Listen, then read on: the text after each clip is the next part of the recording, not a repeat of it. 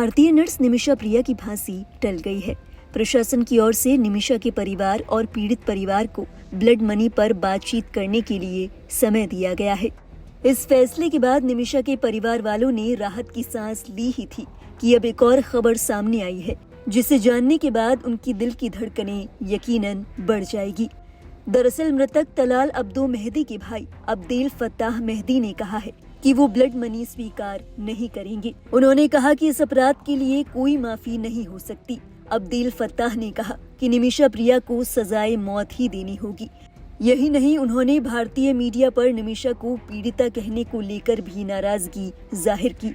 बता दें, तलाल अब्दो मेहदी पर आरोप है कि उन्होंने निमिषा प्रिया का उत्पीड़न किया था और उसका पासपोर्ट रख लिया था।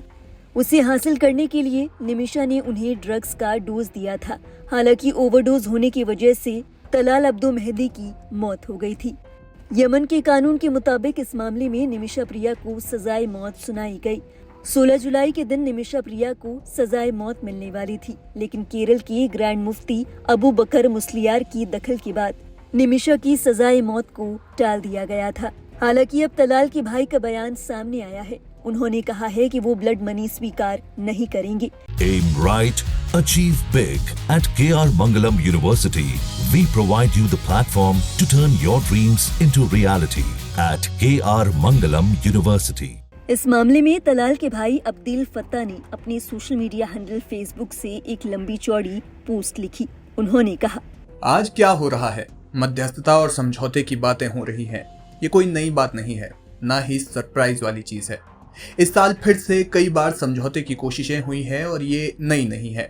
हम पर काफी दबाव डाला गया, लेकिन हमारी मांग में कोई बदलाव नहीं है। हम भी यही सोचते हैं कि उसे सजाए मौत हो। फिलहाल सजा को टाल दिया गया है और हम इससे हैरान हैं। मध्यस्थता करने वाले समझ लें कि हम किसी भी तरह से समझौते के लिए तैयार नहीं हैं और ब्लड मनी स्वीकार नहीं है।